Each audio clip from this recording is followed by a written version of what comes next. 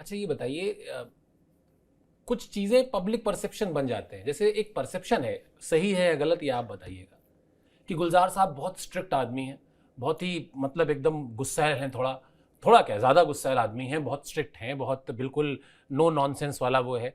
आप जब इतने साल रहे, आपने इतने साल उनसे बातचीत की, आपको एक व्यक्ति के तौर पर, अभी छोड़ देते हैं हम गुलजार साहब में से उनकी पेन को माइनस कर देते हैं, गुलजार साहब व्यक्ति कैसे हैं? शानदार, बहुत शानदार, बहुत प्यार करने वाले, इज्जत देने वाले। उसका सबसे बड़ी उदाहरण की बात यह है कि 14 साल कोई व्यक्ति किसी के साथ रह पाएगा अगर वो खुर्रैट होगा, या वो आपको हम मना भी कर सकते थे कि आपात छोड़ दो यार। मस्तक हाँ, आपको जो है वो आपसे बदतमीजी करे, या आपको आपकी छोटेपन का एहसास कराए।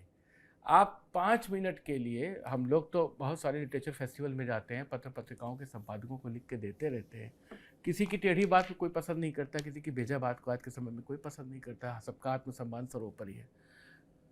कैसे गुलजार साहब रहे हैं, मैं मुझसे बेहतर कौन बता सकता है कि 14-15 सालों में कभी उन्होंने ऊंची आवाज़ में बात नहीं की। बात जब की तो कोई चीज़ को सही ना समझने के संदर्भ में समझाने के अर्थ में की।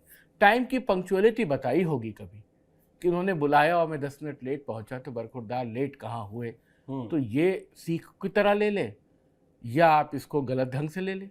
और एक चीज़ जो लोग कहते हैं, मैं कई कार्यक्रमों में उनके साथ रहता हूँ, इधर के सालों में बहुत सारे स्टेज शो किए। आज के समय में क्या है, हर आदमी का जीवन सार्वजनिक है और हर आदमी के पास एक साथ में हाथ में चलता फिरता एक कैमरा है। आप बैठे हैं, आप भोजन कर रहे हैं, आप चाय पी रहे हैं, आप किसी से कुछ बात कर रहे हैं, हर समय कैमरा ऑन है कुछ रिकॉर्ड करने के लिए। आप तवज्जो भी नहीं दे रहे हैं सेल्फी खींचने के लिए।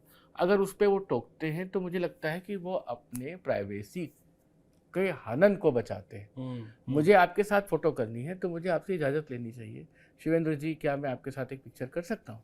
ये बहुत स्वाभाविक बात है। खुद गुलजार साहब ने इसमें कहा है कि मैं सुनील गावस्कर का फ़ैन था और लेकिन का जब मुहूर्त कराया हम लोगों ने, तो मैं बहुत ब्लश्ड हो रहा था और मैंने संकोच करते करते कहा कि सुनील साहब एक फ़ोटोग्राफ मैं खिंचवा सकता हूँ। जो खुद फ़िल्म का डायरेक्टर है, जिसके बुलाने पे आए हैं, जो इतना बड़ा लेजेंड है, वो एक तस्वीर अपने व्यक्तिगत संग्रह के पाने के लिए उनके पास जाकर के फ़ैन मोड में बात करता है। तो आज के समाज को क्यों ये नहीं समझ में आता, युवाओं को, उनको सिर्फ अपने इंस्टाग्राम पे, अपने सोशल मीडिया पे फ़ोटो डाल करके रील पे कुछ लाइक्स लेने के लिए अगर किसी की प्राइवेसी का हनन करना है तो ये तो ऑब्जेक्शनेबल बात है। बाकी मुझे नहीं लगता। लोग उनसे कहते हैं कि साहब हमको पता है आपका नाम संपूर्ण सिंह कालरा है, तो कहते हैं इसको जान के आप क्या करेंगे? क्या आप मेरे बैंक अकाउंट में कुछ पैसे जमा कराने जा रहे हैं जो मेरा नाम पूछ रहे हैं? आप तो मेरे पास गुलजार नाम से आए हैं ना, आप मेरे फिल्म से आए हैं, मेरे कविताओं गीतों से आए हैं, मेरे उपन्यास से आए हैं, तो जिस चीज़ के लिए आए हैं उसकी बात करिए। तो कई दफ़ा चीज़ों को इंटरप्रेट करने के मायने बदल जाते हैं, लेकिन मुझे कभी नहीं लगा। और इसका एक सबसे मज़ेदार अब वाक़या ये है कि गुलजार साहब के पुराने लोग जो उनके साथ फिल्मों में काम किए, उनके असिस्टेंट रहे, एक सुरेश सान्याल जी हैं, उनके तमाम सारे लोग, जो उनके यहाँ नौकर है, जो उनका खाना बनाता है, जो उनकी गाड़ी चलाता है, मैं तो 20-22 साल से जा रहा हूँ, उसको तो बदलते नहीं देखा, उसको किशोरावस्था से बुढ़ाते देखा है मैंने अपने सामने। खुद मैं उनके सामने जवान हुआ, उनके जवान लोगों को मैंने वृद्ध होते देखा उन्हीं के घरों में।